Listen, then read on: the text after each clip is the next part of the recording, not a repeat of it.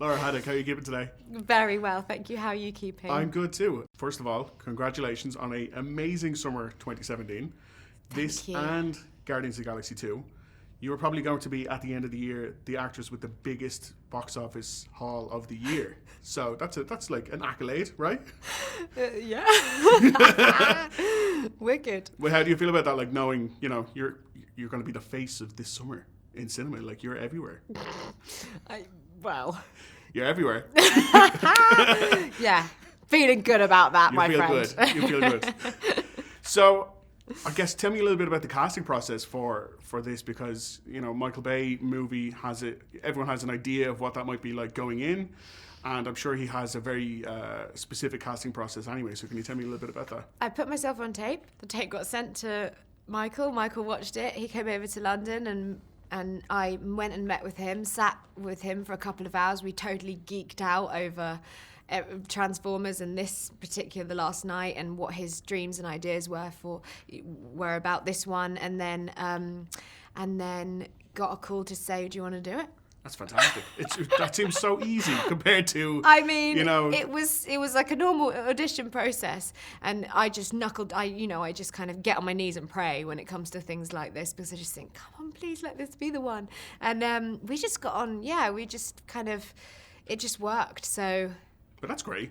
Yeah. I have to say, I really, really liked your character in this. I thought yourself and Mark had great chemistry. I thought she had, a legitimate reason to be involved in the action, because sometimes some of the supporting characters just you run around the explosions, but you just run around the explosions, get really bruised every day. But I imagine, were you bruised every day? Because some of the stunts I in was this, bruised every day. Yeah. Did you have to really prep hard for some of the stuff you had to do for this? Yes, I worked with an amazing stunt double, and we just kind of went through everything. Every morning we would sit together and work out what it was that we were doing that day, and she'd go through all the stunts with me technically, because Michael likes you to do as much as you possibly can. Mm-hmm. So he loves that. He loves actors just embracing the stunts and wanting to do it. And I was like a kid, just like, yeah, put me on the wire, send me up there again. And then after the 15th time, I was like, can Jess do it? And Jess is like, oh, you want me now? Now you want me in. And listen, Jess would have been doing things that I didn't even know about. But it was great fun. I loved it. I loved that. And I just had a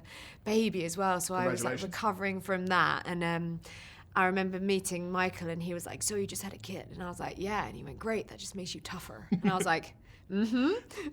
That's You're right. Well, he is right. Like, he he absolutely is right. right. And he is right. And it was empowering. And don't get me wrong, it was really hard at times to balance everything.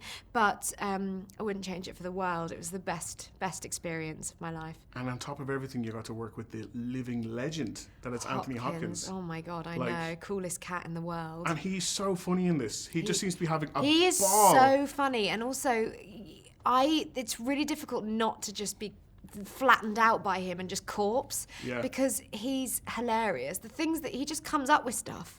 He's got his script, and he just then says the script and then just riffs. And he and Michael would always be like two little kids, like, what can we say this time? What can we do this time?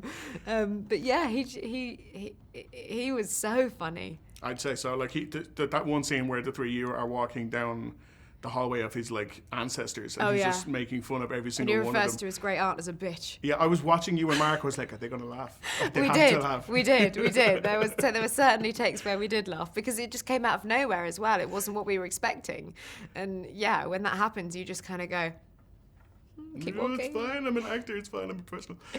Very last question. Yes. Your character in this, very important. I'm not going to spoil it for anyone who hasn't seen it yet, but very integral to the plot. Very integral. Yes.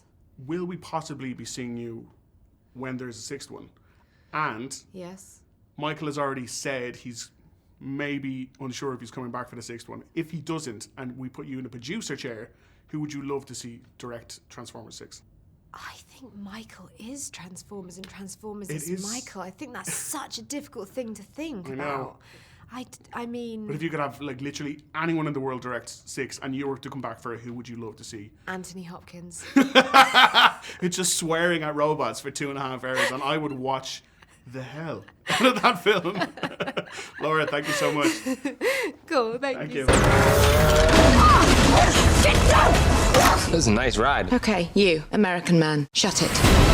one moment. That's all we got. You're a brave man. Is that a compliment? And you could throw one my way. That's gotta happen organically. Blast them! Gunfire! Transformers: The Last Night.